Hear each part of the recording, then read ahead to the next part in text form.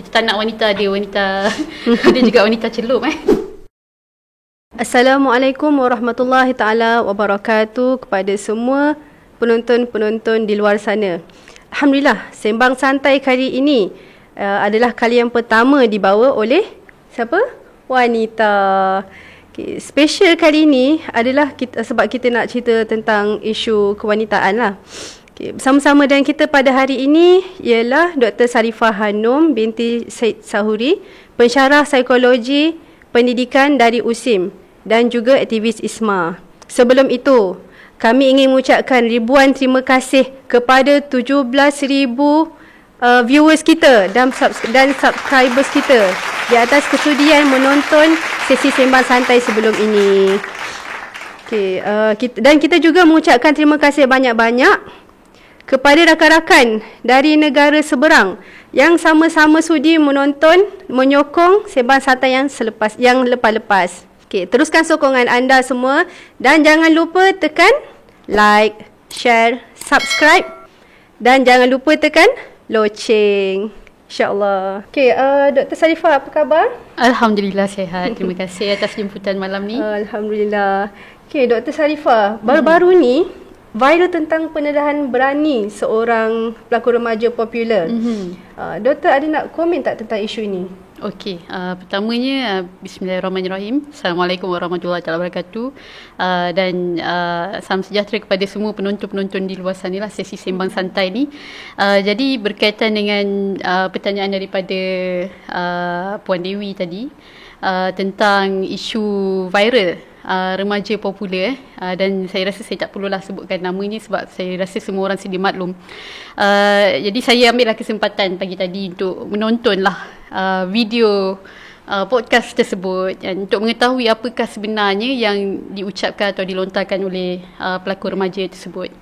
Jadi bila kita lihat video itu dan saya yakinlah yang semua orang maklum ia berkaitan dengan isu-isu gangguan seksual dan juga berkaitan juga dengan hal penderaan seksual yang berlaku pada pelakon remaja itu kan, pada usia dia kanak-kanak 5 tahun dan juga mungkin kita tak tahulah adakah perkara tu berlaku sehingga ke tahap yang bagaimana dan pada usia yang berapa.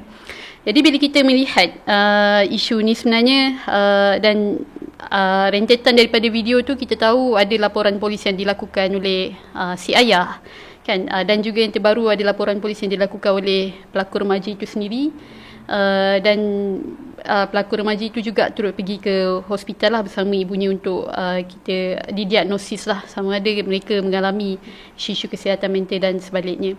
Jadi isu ni sebenarnya adalah isu yang kita katakan satu kisah daripada kisah-kisah masyarakat yang berlaku masyarakat sekarang ni yang berlaku dalam negara kita. Kita tak nafikan dan saya pada isu yang sedia ada ni ada isu-isu lain dan kalau kita kata sebagai isu gangguan seksual ni bukan saja berlaku dalam keluarga tapi berlaku di tempat kerja dan berlaku di tempat belajar, even institusi pendidikan pun ada berlaku kisah-kisah seperti ini. Jadi ini menyebabkan satu keadaan yang sebenarnya tidak selamat untuk kanak-kanak ataupun orang dewasa pun rasa tak selamat dengan persekitaran yang dihadapi inilah. Jadi bila kita melihat balik kes-kes sebegini, ada banyak faktor yang mungkin kita boleh ulas dan kita bincangkan lah, terutamanya institusi kekeluargaan di Malaysia peranan ibu dan ayah serta bagaimana cara didikan yang diberikan kepada anak-anak. Apakah bentuk role model yang sebenarnya ditunjukkan kepada anak-anak ni sehingga akhirnya memberi kesan psikologi ataupun kesan kepada pembesaran diri mereka sendirilah, pembentukan personaliti dan jati diri.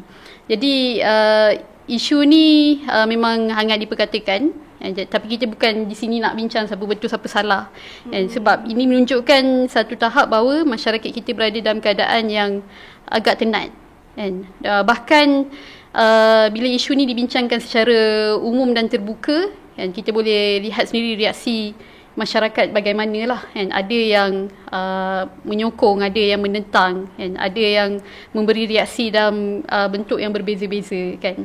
memaki hamun dan sebagainya. So the way masyarakat tu memberi reaksi, sama ada kita menunjukkan kita sebenarnya mengambil berat, tapi bagaimana dengan tindakan yang selanjutnya dari segi undang-undang dan hal yang lain lah. Okay, kalau macam tu berkaitan dengan isu ni, apakah bagaimana kita nak lihat cabaran yang mereka hadapi ni mampu memberi kesan kepada pembentukan jati diri mereka sendiri? Okey, seperti yang kita bincangkan tadi, kan, ini antara isu-isu dan cabaran yang dihadapi oleh kanak-kanak, remaja dan juga kaum wanita. Di luar sana banyak lagi cabaran lain yang berlaku, dan cabaran ni sebenarnya memang memberi kesan kepada pembentukan jati diri wanita itu sendiri. Sebab contohnya, kita sebagai anak perempuan, kan, kita ada dalam keluarga, kita ada ibu, kan, kita ada ayah, kan.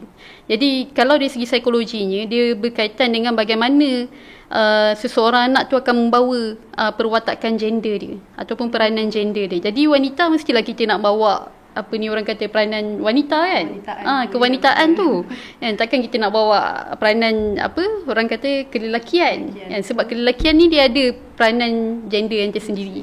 Sama juga dengan anak lelaki, kan. Anak lelaki pun begitu juga, kan. Dia perlu ada sifat kelelakian dia tu. Dia ada tanggungjawab dia, kan. Bagaimana kita nak memupuk terutama sifat qawam dalam diri anak-anak lelaki terutamanya, kan.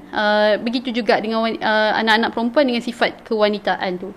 Jadi apa yang ditonjolkan dalam rumah, kan, ataupun apa yang diberikan di sekolah, kan, pendidikan itu sendiri akan beri kesan kepada mereka. Kalau misal kata ibu ayah menunjukkan tingkah laku yang tidak baik, kan, jadi anak-anak pun akan turut melakukan tingkah laku yang tidak baik lah, kan. Contoh, kalau even benda kecil macam membuang sampah. Buang sampah. So kalau ayah-ayah ataupun ibu-ibu membuang sampah merata-rata, atau cikgu sekali lah, kan, membuang sampah merata-rata, anak-anak akan tengok dan dia akan ikut.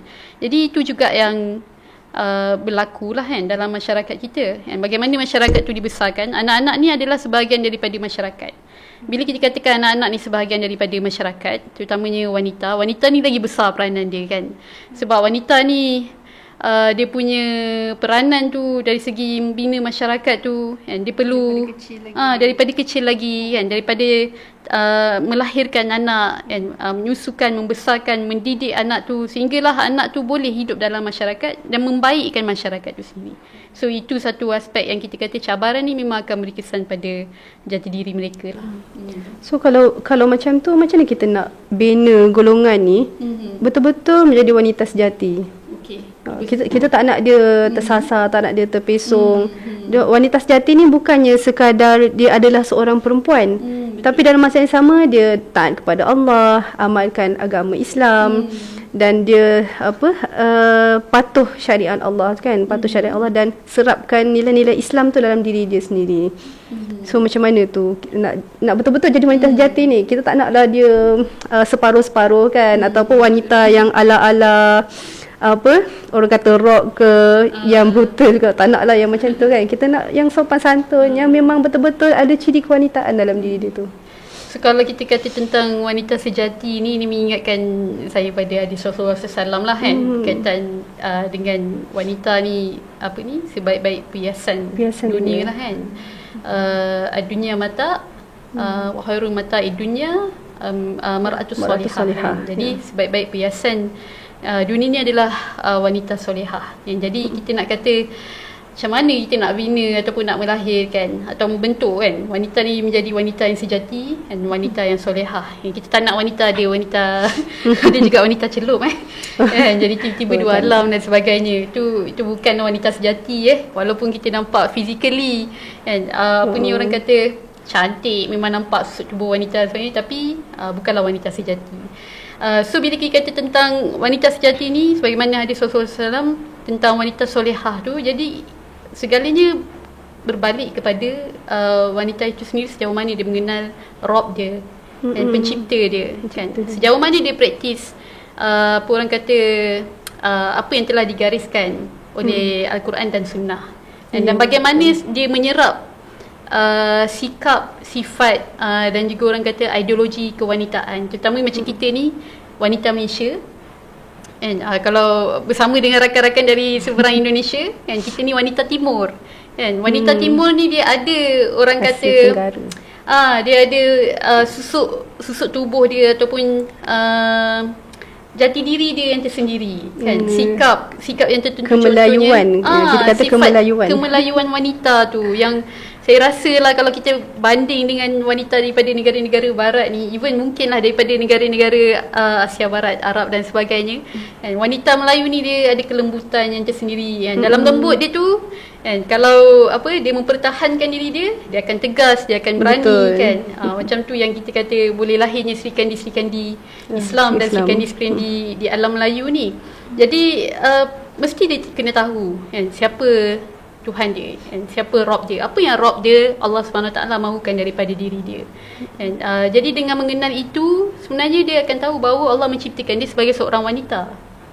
Dan dalam Al-Quran dah ada garis panduan bagaimana wanita ini perlu berkelakuan kan. Apa yang Allah gariskan untuk dia lakukan, apa yang kita tak boleh lakukan dan apa yang Allah suruh dan apa yang Allah larang. Jadi perkara tu nampak macam basic kan, tapi ini yang sebenarnya susah wanita. Kadang-kadang kita pun sekali lah kan, even dah orang kata dah matang kan, dah bergelar ibu, mungkin pada suri rumah, stage-stage yang tertentu kehidupan kita ni, kita pun tetap ada kadang-kadang terlupa dengan tanggungjawab kita sebagai seorang wanita tu. Jadi peranan wanita tu sendiri untuk kenal diri dia sebagai seorang wanita kan, memahami apakah wanita tu daripada sudut pandangan Islam dan juga dari sudut pandangan kemelayuan ataupun timur tu sendiri.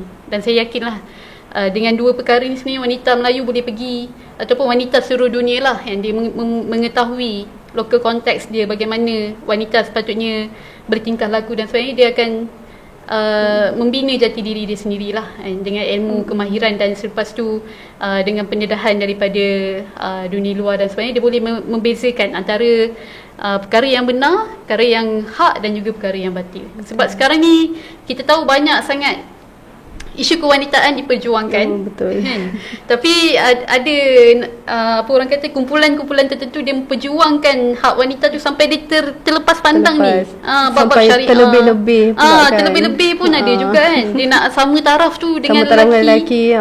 Sampai dia melupakan sifat kewanitaan, keibuan dia. Kan? Jadi itu yang kalau boleh kita renung baliklah ke dalam diri kita sebagai seorang wanita ni untuk menjaga diri kita dan membina diri kita dengan cara yang sebenarnya. Betul. Terima kasih doktor.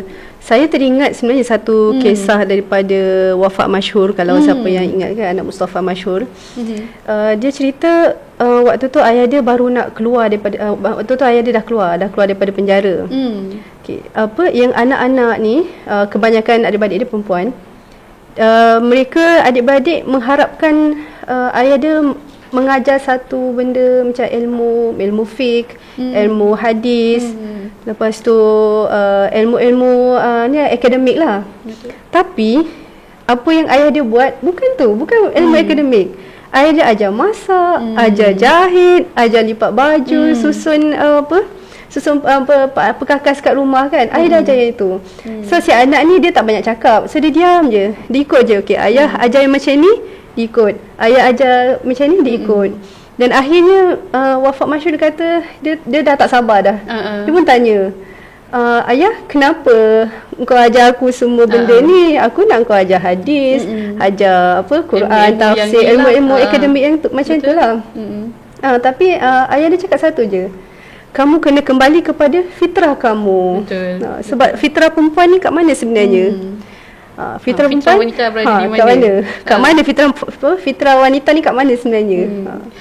Dia adalah di rumah kan. Bukan kita nak kata kat rumah kita tak boleh keluar. Maksudnya dalam segala apa benda pun, dalam segala apa sesuatu pun, wanita kena berperanan di rumah dahulu, baru dia boleh keluar. Kalau semua ingat lagi lah kan, wanita Isma punya tagline kan, kita punya tu, perjuangan bermula dari rumah. Cuma saya bila Puan Dewi sebut macam tu, saya teringat pada ayah saya sebenarnya. Pernah sekali tu mak saya dimasukkan, waktu itu saya umur 10 tahun, mak saya dimasukkan ke hospital dan perlu menjalani operation. Jadi bila berada di rumah sebenarnya, yang mengajar saya mencuci pinggan mangkuk adalah ayah saya. Dia mengajar saya mencuci pinggan mangkuk, membuat kerja-kerja rumah. Dia tak ajar kita untuk pergi orang kata membuat kerja-kerja lelaki, tapi maksudnya nak menghidupkan fitrah wanita tu kan, untuk memahami bahawa ini adalah tugas ataupun macam kita sebut tadi lah, peranan jantina pada usia remaja kita ataupun pada usia kanak-kanak dah didedahkan lebih awal supaya benda ni tak menjadi isu kemudian hari kan, ataupun orang kata berkaitan dengan benda basic, isu kemahiran hidup. Fitrah dia adalah perkara-perkara yang wanita boleh lakukan kan. Kalau buat pergi tebang pokok lain pula cerita dia kan. Okey. So sebenarnya berdasarkan apa yang kita bincangkan hari ini, Wanita Isma sebenarnya nak bawa semua rakyat Malaysia untuk hadir ke satu program kita. InsyaAllah pada 24 September 2022 iaitu hari Sabtu pada jam 8 pagi hingga ke petang kita ada Convention Wanita Islam Nasional. Kita letak tema kita ialah Teguh Hadapi Cabaran. Dan akan diadakan di Dewan Sri Sarjana Universiti Tenaga Nasional. Okay, untuk siapa-siapa yang berminat boleh daftar di bawah di bawah akaun nilai EZY.LA/nilai. EZY.LA/nilai. Yuran pendaftaran ialah RM69. Dan untuk yang berada di nilai, kita akan sediakan bas insya-Allah dan akan berkumpul di tempat yang akan dimaklumkan lah. Apa sebenarnya Konwanis ni? Okay, antara objektif Konwanis ni sebenarnya kita nak jelaskanlah kepentingan jati diri wanita tu dalam sebuah tamadun. Okay, kemudian kita nak terapkan dari ketokohan wanita tu sendiri. Macam mana kita nak keluarkan wanita sifat-sifat kewanitaan tu supaya dia menjadi tokoh kepada masyarakat. Seterusnya, beri motivasi kepada wanita Islam untuk terus teguh bersemangat menjalani kehidupan. Sebab kita tahu kehidupan kita sangat mencabar kan. Dan kita nak bentuklah satu tamadun ummah. Sebab kalau tamadun yang cemerlang adalah yang mana wanita dia wanita dia di antara wanita yang solehah. Dan seterusnya, membantu wanita meningkatkan kapasiti diri agar dapat berfungsi dengan lebih baik dalam rumah tangga, tempat kerja dan masyarakat. InsyaAllah jemput datang beramai-ramai. Jadi kita dah sampai ke penghujung rancangan. Okey, terima kasih saya ucapkan kepada Dr. Hanum sekali lagi. Dan sekali lagi juga terima kasih kepada para penonton. Dan jemput untuk like, subscribe dan share banyak-banyak video ni. Supaya dia memberi manfaat kepada golongan di luar sana. Okey, wallahu alam. Assalamualaikum warahmatullahi taala wabarakatuh.